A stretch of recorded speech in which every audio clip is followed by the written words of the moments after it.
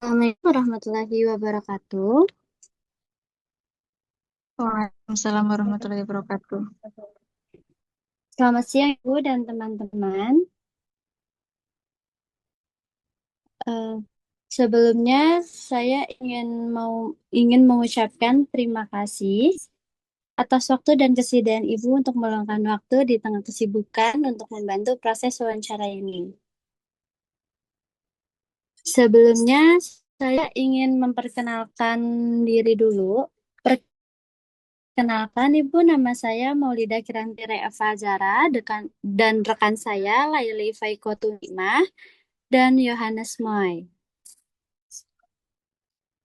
Sebelumnya, saya ingin mengucapkan terima kasih atas waktu dan kesediaan Ibu untuk meluangkan waktu di tengah kesibukan untuk membantu proses wawancara ini. Pro, Kami dari semester 2, kami mahasiswa dari semester 2, eh, program studi bimbingan dan konseling Universitas Indraprasta PGRI. Wawancara ini dilakukan dalam rangka memenuhi tugas mata kuliah kami, yaitu pengembangan profesi konseling yang diampu oleh Bapak Itsar Bolo Rangka MPD Konseling. Lalu tujuan wawancara ini juga untuk memperoleh wawasan, pengalaman, serta pandangan Ibu mengenai peran konseling dalam praktik keperawatan profesional, penanganan pasien, dan tantangan yang dihadapi dalam praktik sehari-hari. Lalu wawancara ini juga perkiraan berlangsung sekitar 10 menit, Ibu, agar informasi yang disampaikan dapat terdokumentasi dengan baik dan tidak ada hal yang terlewatkan. Maka dari itu, kami mohon izin dulu, Ibu, untuk merekam pada pertemuan ini. Ya, silakan Bang, nggak apa-apa. Oke, Kayaknya ini baik. panggilan Ibu kayak terlalu tua atau apa? Gimana ya? Oke, 24 tahun ini masih seumuran oke. kayaknya. Kakak aja. Mbak Berarti aja, kakak aja Mbak kali aja. ya, kakak. Boleh, boleh. Oke, oke, Kakak oke, aja. oke. Maaf ya, maaf ya, Kak. Ya, nggak apa-apa. Oke, kita lanjut ya, Kak. Tadi kan kakak udah izinin untuk kita rekam ya. Jadi kita langsung aja untuk memulai wawancaranya, ya, Kak. Untuk mempersingkatkan waktu. Pada sesi pertama, pertanyaannya akan diajukan oleh rekan kami, Kak, Laili Faikotunimah. Untuk Laili, dipersilakan.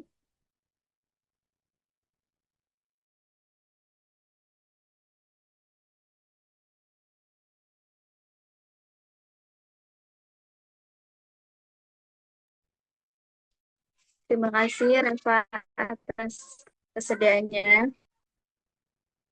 Di sini izin ya Ibu. Bentar.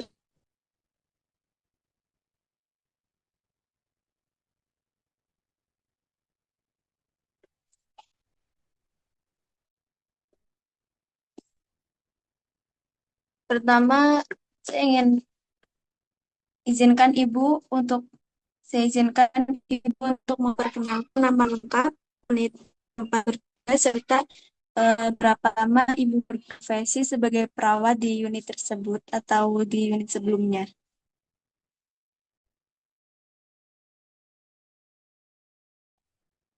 Baik, terima kasih atas waktu yang sudah diberikan kepada saya. Sebelumnya, suara saya terdengar jelas nggak, Mbak? Jelas.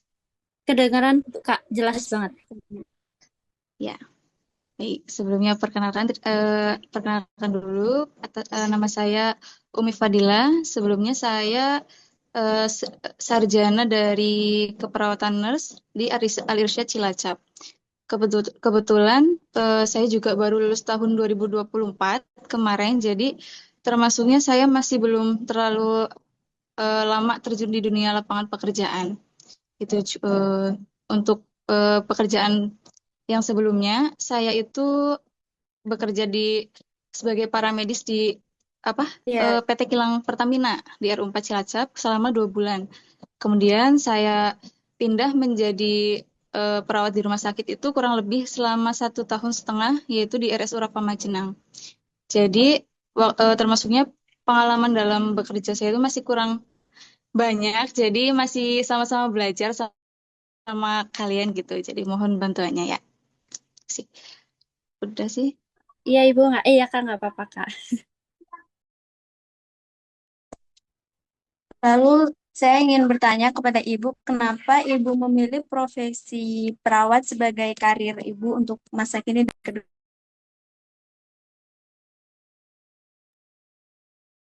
Untuk mengapa saya memilih sebagai seorang perawat, sebenarnya pertanyaannya sangat mudah dijawab ya, karena jadi awal saya menjadi seorang perawat itu memilih sebagai seorang perawat karena di keluarga saya itu kebanyakan kan rata-rata masuk ke pendidikan. Nah, saya pengen menjadi seorang yang berbeda gitu, makanya saya mengambil perawat.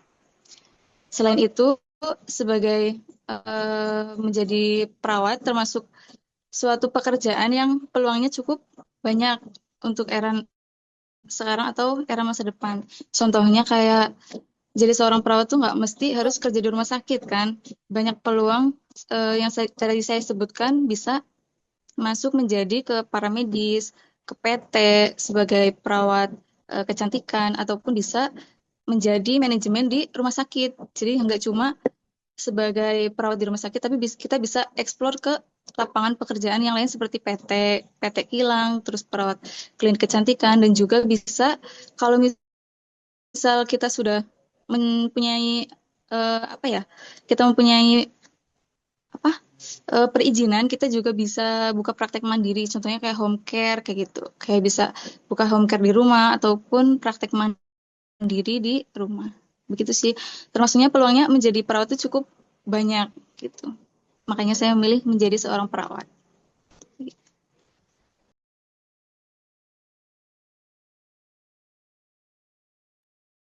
Oke, selanjutnya ingin bertanya ya Bu mengenai peran konseling dalam praktik keperawatan. Eh, jadi seberapa penting sih konseling itu dalam proses pemulihan pasien dan bagaimana cara Ibu membangun hubungan yang saling percaya dengan pasien gitu? Baik, kalau konseling tuh termasuknya kayak ini kan ya, komunikasi terapeutik. Kalau di perawat tuh namanya komunikasi terapeutik kan. Artinya kita tuh kayak membangun sikap rasa percaya dan juga memberikan ketenangan kepada pasien. Jadi kalau misal di pekerjaan saya kan di rawat inap, saya tiap hari pasti melakukan konseling. Walaupun konselingnya itu termasuknya singkat, contohnya kayak menanyakan keluhan pasien tiap pagi, terus bagaimana perasaan setelah diberikan pengobatan, ataukah pengobatannya itu bisa berpengaruh ataupun malah masih merasakan keluhan yang sama. Jadi kalau misal konseling di dunia keperawatan itu maksudnya sangat penting, selain membangun rasa percaya pasien, terus memberikan rasa ketenangan, tapi juga kita bisa memberikan edukasi dan juga memberikan bantuan kepada pasien agar pasien itu bisa lebih kooperatif terhadap pengobatan kayak gitu. Terus bisa ini juga sih mempertahankan mental untuk supaya fisiknya itu bisa lebih cepat pulih kayak gitu. Maksudnya konseling penting sih, asal kita bisa membangun komunikasi yang baik aja kepada pasien. Oke, ada lagi ya Bu. Jadi sebagai perawat itu hambatan apa sih Bu yang sering ditemui saat komunikasi atau memberikan konseling kepada pasien? Kan pastinya ada Hambatan ya, maksudnya hambatan dalam komunikasi kan ya. Iya. Kalau hambatan kayaknya terusnya banyak ya, cuma yang paling umum tuh hambatan dalam bahasa. Kayak contohnya saya terakhir sebagai seorang orang Jawa kayak gitu kan. Terus saya bekerja di rumah sakit Majenang yang kebanyakan mayoritas orang Sunda. Pasti akan sangat susah untuk komunikasi dengan pasien atau memberikan edukasi kalau misal bahasanya aja nggak sama kayak gitu. Terus kebanyakan di sana kan kebanyakan pasien lansia. Jadi tingkat bisa berbahasa bahasa Indonesia tuh minim. Jadi otomatis mau nggak mau saya juga harus belajar bahasa Sunda. Walaupun sedikit nggak harus bisa, yang penting sedikit-sedikit bisa nyambung sama pasien tersebut kayak gitu. Terus hambatan lainnya karena di sana kebanyakan pasien kan orang sakit ya. Jadi mereka gampang baper. Ibaratnya tuh kayak kita salah ngomong sedikit pun pasti mereka bakal lebih perasa karena mereka tuh pengen kita tuh nggak pengen menghakimi tapi cuma pengen mendengarkan keluhan mereka kayak gitu. Jadi memang harus banyak-banyak bersabar sih sama lebih mempunyai empati terhadap pasien kayak gitu. Terus hambatan apa lagi ya? Oh, mungkin ini waktu karena pekerjaan saya kan dirawat inap. Terus jumlah pasien yang sangat banyak, nggak mungkin juga saya bisa melakukan komunikasi yang lebih lama. Pasti kan saya keterbatasan waktu. Nggak cuma edukasi, tapi juga banyak tindakan yang dilakukan kayak gitu sih. Jadi itu paling tiga itu sih hambatan saya yang biasa saya temui di saat bekerja.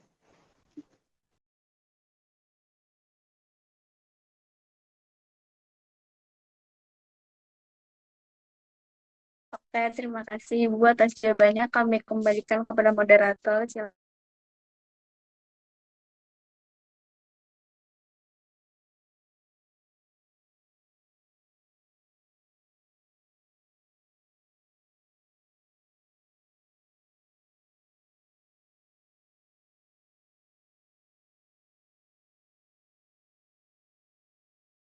Mungkin pertanyaan selanjutnya diteruskan sama Saudara Yohanes Moy.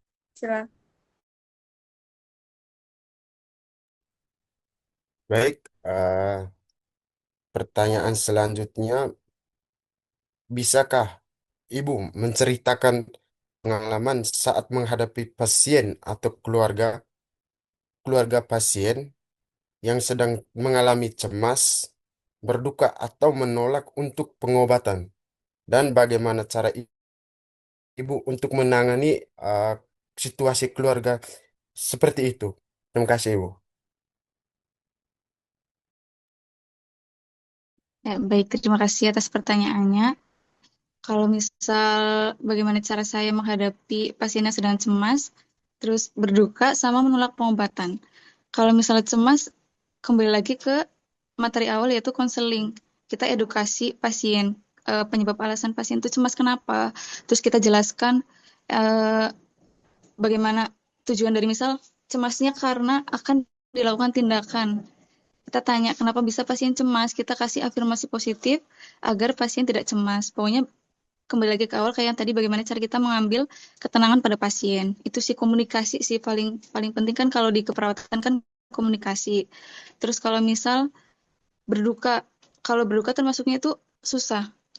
Menurut saya itu susah karena kalau berduka kan pasti lagi fase emosional, emosional pada diri sendiri yang nggak bisa kita kontrol karena sedih kayak gitu. Terus kalau misal berduka paling kita cukup ini sih bersikap empati aja, tapi nggak harus ikut kayak misal pasien lagi berduka kita ikut nangis tuh nggak. Jadi kayak kita cukup memberikan doa mungkin atau memberikan wejangan-wejangan atau kasih semangat kayak gitulah motivasi buat lebih semangat dalam menjalani hidup kayak itu sih. Kalau misal kita mau edukasi ibu nggak boleh nangis kayak itu pasti mereka nggak bakal terima kayak gitu. Jadi pasti kita kasih edukasi aja sih, kita kasih semangat terus nggak boleh berlebihan lah dalam berempati kayak nggak boleh ikut nangis kayak gitu. Terus kalau misal tadi yang menolak pengobatan ya, kalau misal menolak pengobatan kita biasanya kalau di ruangan di fase keperawatan kita kasih edukasi. Pertama tetap edukasi, kita kasih penjelasan kenapa mereka menolak pengobatan itu kenapa gitu. Kita tanya alasannya, terus kita tanya lagi, kita jelaskan tujuan dari pengobatan itu apa, efek sampingnya apa, terus kalau misal efek samping nggak melakukan pengobatan itu apa, terus juga kalau misal edukasi kita nggak berpengaruh terhadap pasien tersebut pun kita bisa kolaborasi dengan perawat, kita bisa kolaborasi dengan dokter. Kalau misal menolak pengobatan kita pasti yang wajib ini sih kolaborasi dengan dokter. Jadi nanti dokter yang lebih mempunyai wewenang terhadap memberikan penjelasan yang lebih luas kepada pasien dan keluarga. Terus kalau misal mereka tetap menolak pengobatan, ya sudah itu memang hak mereka. Cuma kita mempunyai informed consent namanya. Kita punya IC tindakan. Jadi kita ada bukti tertulis untuk mereka tanda tangan di situ bahwa mereka menolak pengobatan. Jadi kita pun aman, mereka pun juga nggak merasa terhakimi gitu, harus merasa terpaksa juga harus mau pengobatan nih kayak gitu, gitu sih.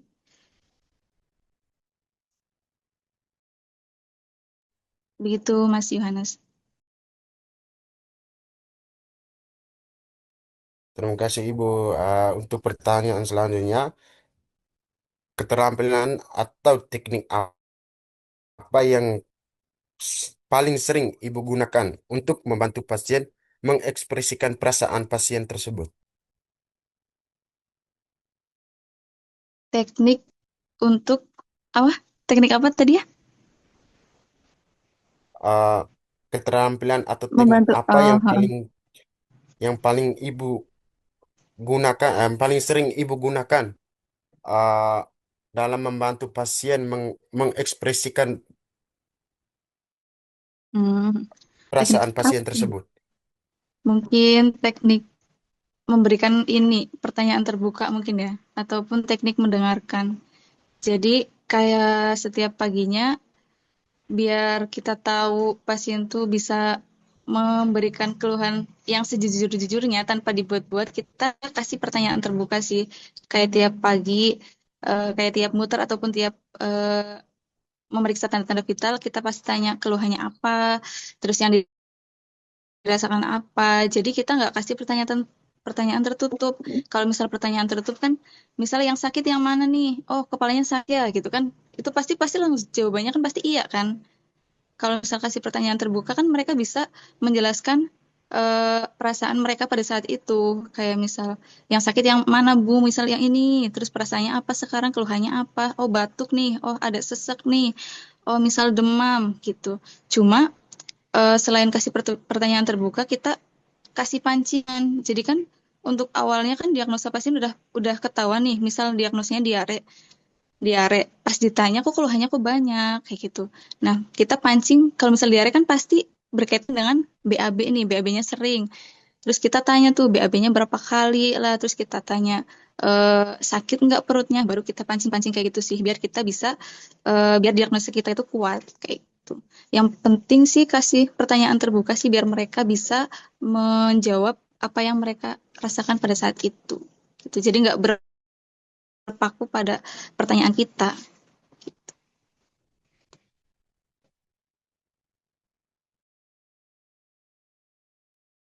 Begitu Mbak jawabannya dari saya. Ya, terima kasih Ibu. Untuk pertanyaan terakhirnya, bagaimana Ibu menjaga profesionalitas saat menghadapi masalah emosional pasien, serta apa saran Ibu bagi mahasiswa bimbingan dan konseling maupun kebidanan yang sedang mempelajari keterampilan konseling? Bagaimana cara menjaga profesionalitas ya dalam bekerja? Termasuknya kalau di bidang pelayanan, sebuah tantangan sih. Memang harus banyak belajar lagi, belajar mengendalikan emosi terutama. Soalnya kan kita kan kerjanya di bidang pelayanan. Kita bertemu banyak orang-orang yang mempunyai karakter yang berbeda-beda.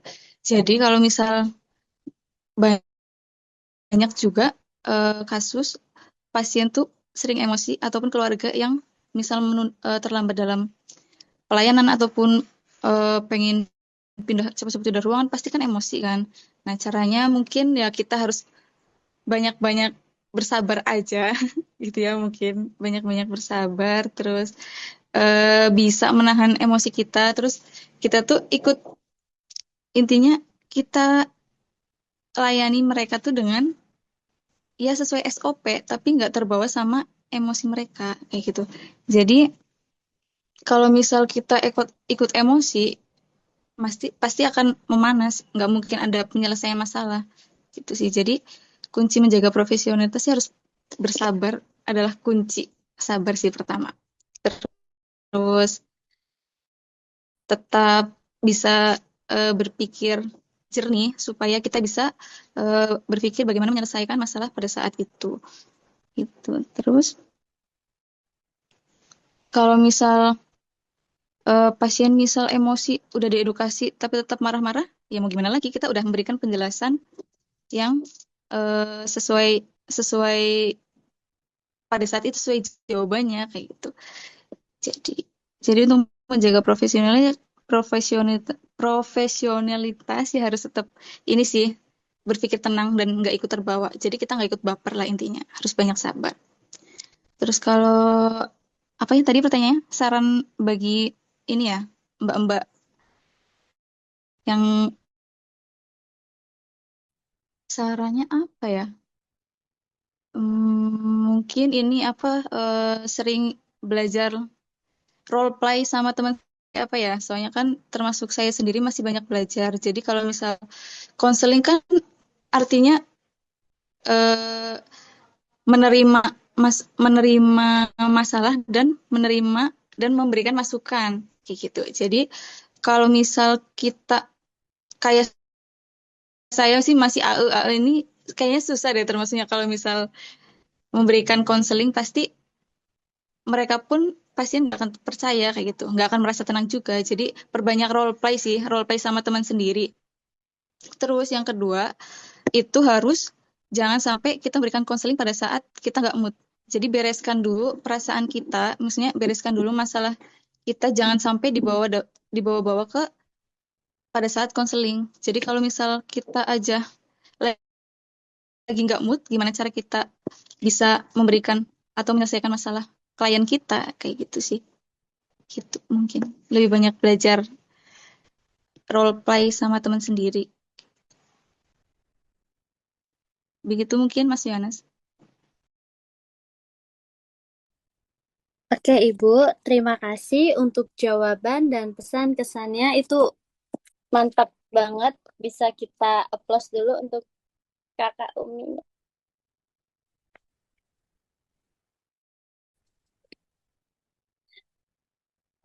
Terima kasih untuk pemasukannya ya, Kak.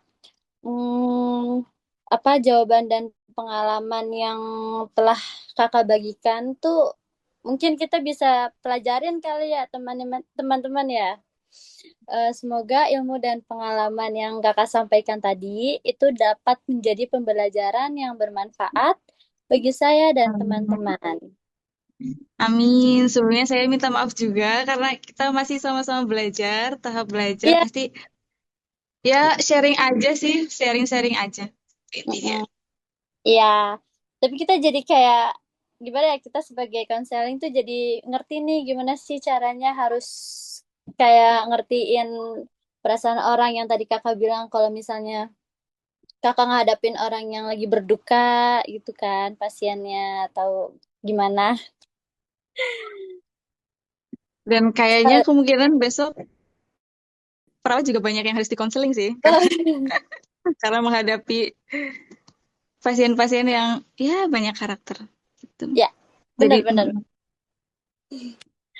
Oke, sekali lagi kita mau mengucapkan terima kasih ya Kak atas waktu dan kesediaannya untuk mengikuti wawancara ini. Sebelum baik sama-sama. sebelum saya tutup, mungkin boleh kali ya kita foto dulu, foto bareng.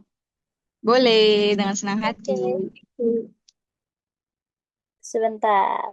Gimana nih posenya nih? Posenya gimana guys? Bebas aja.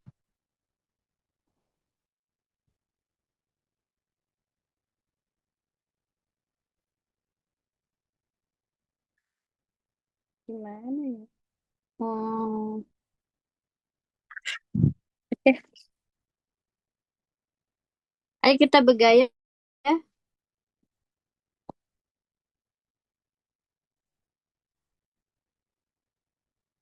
Gayanya gimana nih? Kayak jempol andalan.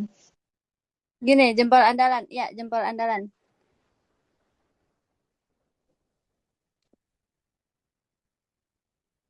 Ayo, 1, 2, 3.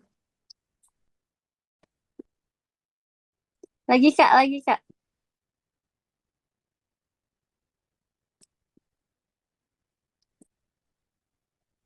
1, 2, 3. Oke.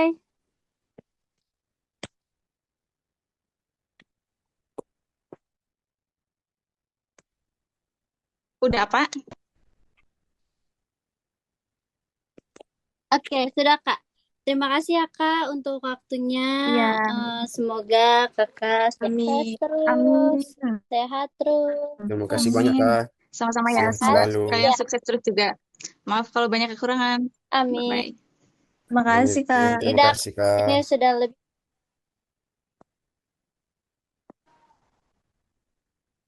Dadah, terima kasih ya Kak.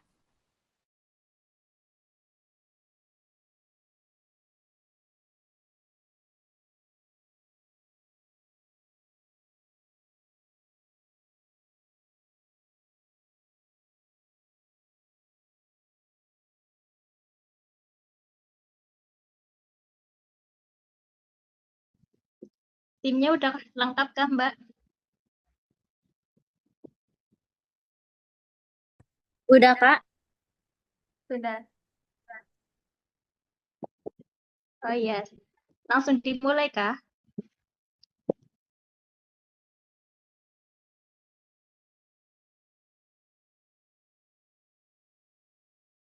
Iya, kita langsung mulai aja ya Kak ya. Iya, Mbak. Silakan. Assalamualaikum warahmatullahi wabarakatuh. Waalaikumsalam. Selamat selamat malam. Selamat malam, selamat malam Ibu dan teman-teman semua. Sebelumnya saya ingin mengucapkan terima kasih atas waktu dan kesediaan Ibu untuk meluangkan waktu di tengah kesibukan untuk membantu proses wawancara ini. Ingin dulu untuk saya sendiri ada Maulida Kiranti Reva Azara dan dua rekan saya ada Laili Faikotu Nikmah dan dan rekan saya satu lagi Yohanes Moy. Kami dari mahasiswa semester 2 program studi bimbingan dan konseling Universitas Indraprasta PGRI. Lalu wawancara ini juga dilakukan dalam rangka memenuhi tugas mata kuliah kami, yaitu pengembangan profesi konseling yang diampu oleh Bapak Itzar Boloraka, MPD Konseling. Lalu tujuan wawancara ini juga untuk memperoleh wawasan, pengalaman, serta pandangan Ibu untuk mengenai peran konseling dalam praktik keperawatan profesional, penanganan pasien, dan tantangan yang dihadapi dalam praktik sehari-hari. Lalu wawancara ini juga sekitar 10 menit agar informasi yang disampaikan dapat terdokumentasi dan dengan baik dan ada hal penting yang terlewat. Lalu maka dari itu kami ingin mohon izin dulu Ibu untuk merekam pertemuan ini. Nggih, Mbak. Ya. Silakan bersilakan. Oke, izin ya Ibu. Baik, langsung saja kita akan mulai ya wawancaranya. Pada sesi pertama, pertanyaan akan diajukan oleh rekan saya, Laili Faikotuna. Untuk Laili, dipersilakan. Baik, Ibu, izin ya. Di sini saya untuk pertama ingin mempertanyakan identitas diri dulu ya, Bu. Boleh Ibu perkenalkan nama lengkap, unit tempat bertugas, serta berapa lama Ibu berprofesi sebagai bidan. Sebelumnya, Assalamualaikum warahmatullahi wabarakatuh. Waalaikumsalam warahmatullahi wabarakatuh. Perkenalkan, nama saya Dewi Lestari. Untuk unit tempat bekerja di klinik Pratama di Kalimantan Tengah. Kemudian lama profesi saya sebagai bidan sudah kurang lebih 2 tahun. Seperti itu, Mbak.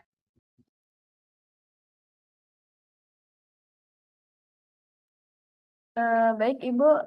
Selanjutnya boleh berikan alasan ya Ibu kenapa Ibu memilih profesi bidan itu sebagai karir pada saat ini dan ke depannya.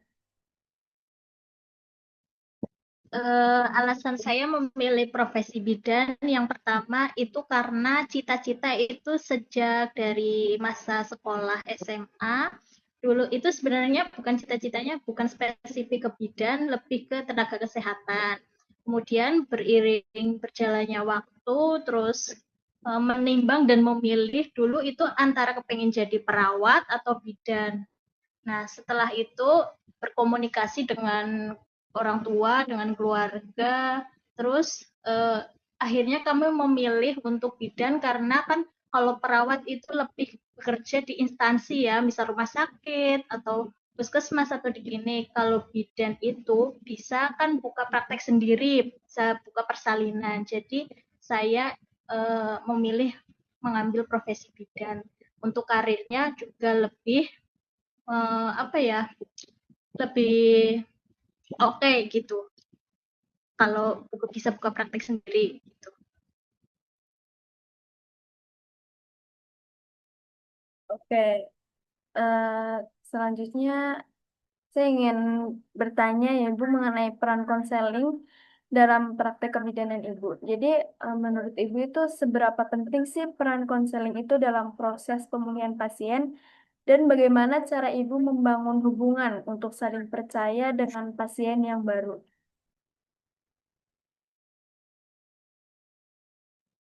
Iya, baik Mbak. Untuk peran konseling ini dalam pemulihan pasien menurut saya itu penting dan bisa dikatakan sangat penting ya Mbak.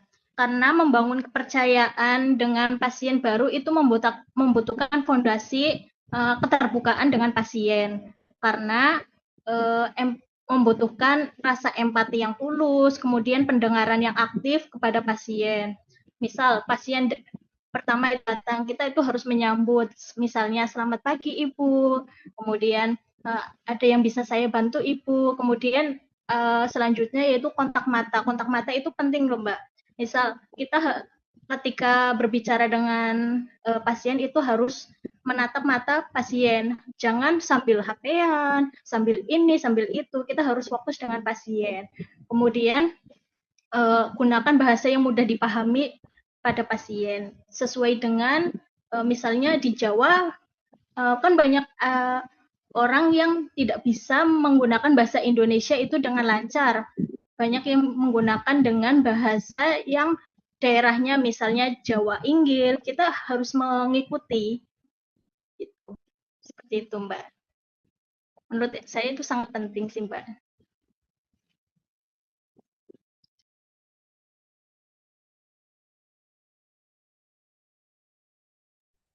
Oke, selanjutnya ada lagi ya Bu. Jadi menurut Ibu itu apa sih hambatan yang paling sering Ibu temui gitu saat berkomunikasi atau memberikan konseling kepada pasien? Untuk hambatan yang menurut saya sangat terasa saat ini yaitu perbedaan bahasa sih Mbak. Dulu pas saya di Jawa kan saya juga orang Jawa. Jadi komunikasi dengan pasien itu gampang. Kita bisa mengikuti misalnya pasien dengan orang tua, biasanya pasien kan menggunakan bahasa orang bahasa Krama Inggil, kita bisa mengikuti. Kalau pasien menggunakan bahasa Indonesia, kita bisa mengikuti. Tapi hambatan yang sekarang saya alami adalah bahasa. Sekarang saya tinggal di Kalimantan. Dan ini bahasa Kalimantan. Nah, kebanyakan orang pedalaman itu menggunakan bahasa Melayu. Jarang yang menggunakan bahasa Indonesia. Jadi kesulitan saya itu yaitu bahasa. Jadi ketika saya menggunakan bahasa Indonesia, mereka ada yang mengerti, ada yang tidak. Seperti itu, Mbak.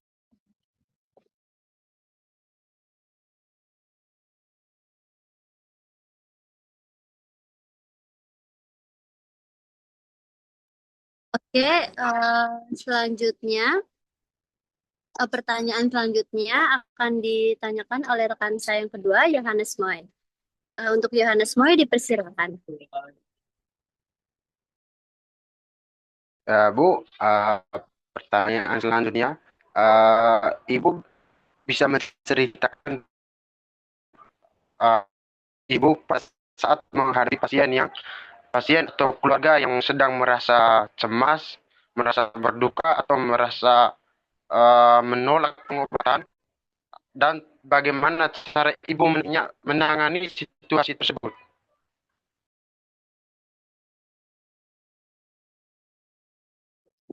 Oke.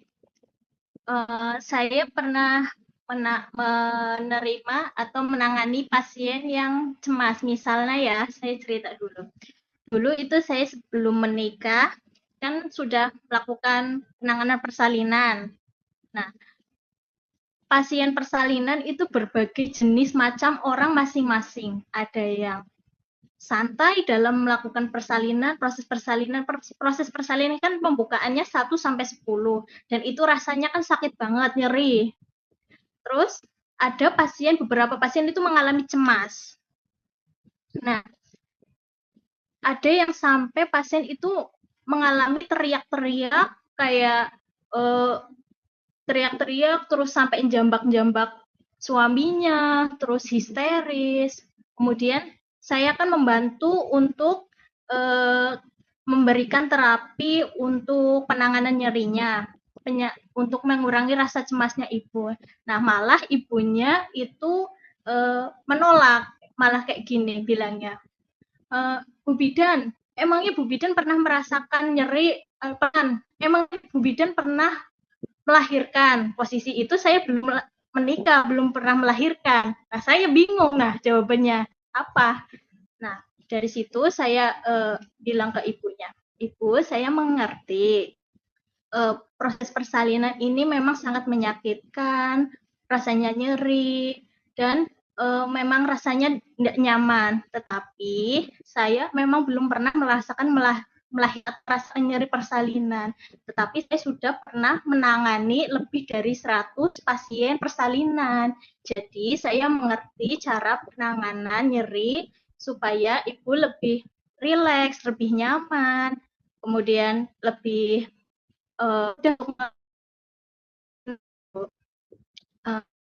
saya juga berdasarkan jurnal-jurnal, kemudian penelitian-penelitian untuk mengurangi efektivitas rasa nyeri tersebut. Gitu. Jadi kita ikut berempati merasakan apa yang dirasakan pasien gitu. Terus kemudian ajak ngobrol ibunya, kemudian bicara konseling untuk merasakan apa yang dirasakan ibunya gitu. Jadi kita bisa ikut serta dalam proses tersebut, Kak.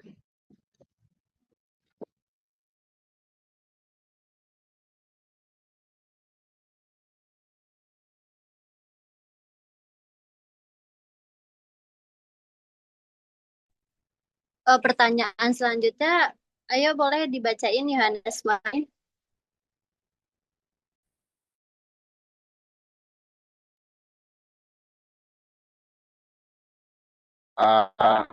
Pertanyaan selanjutnya, Bu, keterampilan atau teknik apa yang sering digunakan untuk memantau mengekspresikan perasaan pasien tersebut?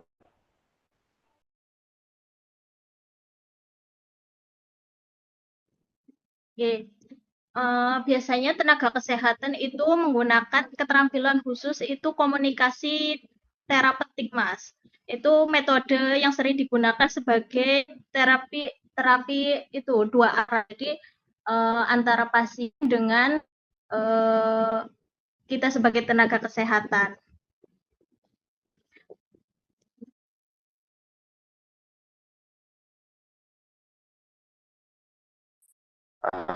Oke, baik, terima kasih, Bu. Ini untuk pertanyaan terakhirnya, Bu. Bagaimana Ibu menjaga profesionalitas saat menghadapi masalah emosi pasien? Serta apa saran Ibu bagi mahasiswa bimbingan dan konseling maupun kebidanan yang sedang mempelajari konseling? Oke. Untuk menjaga profesionalisme saat menghadapi pasien emosional, saya menyeimbangkan antara empati saya dengan batasan diri. Misalnya, kita hadir untuk mendukung pasien, untuk merasakan apa yang pasien rasakan, tetapi kita juga tetap melindungi kesehatan mental kita, mental health gitu, Mas. Tetap kita ikut merasakan, tetap ikut andil ke pasien, tapi tetap ada batasan dirinya seperti itu.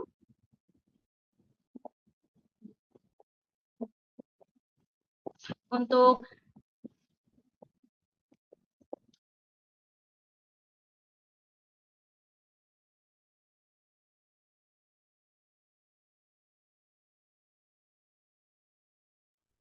Mungkin ada lagi Ibu jawabannya? Atau sudah cukup? terputus Kak sinyalnya Mbak. Oke. Saran untuk mahasiswa BK atau kebidanan bagi saya sarannya sih paling fokus pada keterampilan konseling dengan fokus pada 3 langkah yang inti. Yang pertama itu mendengarkan aktif, yang kedua membangun rasa percaya dengan klien, yang ketiga itu merasakan empati dengan klien kita. Itu Mbak.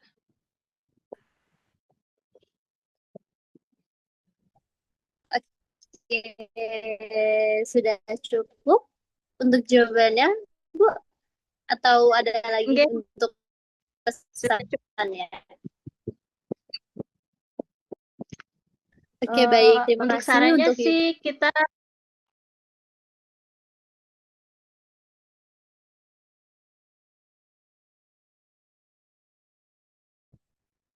apa tuh Ibu sarannya? maaf Mbak terputus Mbak. Untuk saya sendiri bagi bidan itu sarannya sih kalau ketika ada kita memberikan konseling kepada pasien itu ikut andil, ikut merasakan ketika pasien misalnya pasien itu bercerita. Kita ikut merasakan misalnya ada korban pasien meninggal, kita ikut bela sungkawan, ikut merasa sedih, tetapi kita tetap support memberikan hal-hal positif pada pasien kita gitu Kak. Oke, Ibu. Oke juga, boleh untuk saran dan pemasukannya. Sama tadi untuk jawabannya juga kita memuaskan ya guys ya. Untuk jawabannya kasih applause dulu untuk Ibu Dewi Lestari. Oke. Terima kasih Kak.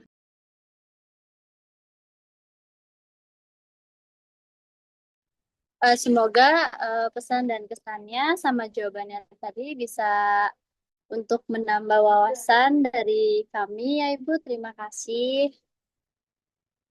Terima kasih atas jawaban dan pengalaman yang telah Ibu bagikan. Semoga ilmu dan pengalaman yang Ibu sampaikan dapat menjadi pembelajaran yang bermanfaat bagi saya dan teman-teman. Sekali lagi saya dan kelompok saya ingin mengucapkan terima kasih atas waktu dan kesediaan Ibu untuk mengikuti wawancara ini. Saya juga pribadi mengucapkan terima kasih jadi narasumber dan semua. Ibu sama sebelum kita tutup, mungkin kita bisa foto dulu kali ya. Nanti di screenshot. Ayo, 1, 2, 3. Oke. Sekali lagi, Ibu, sekali lagi. 1, 2, 3. Oke. Terima kasih ya untuk Ibu Dwi Lestari, Ibu Dewi. Terima kasih banyak Ibu. Terima kasih ya untuk semua teman-teman dan untuk Ibu Dewi Lestari. Kami izinkan mengundurkan diri. Assalamualaikum warahmatullahi wabarakatuh. Waalaikumsalam. Terima kasih. Iya, sama-sama Ibu, sehat-sehat ya.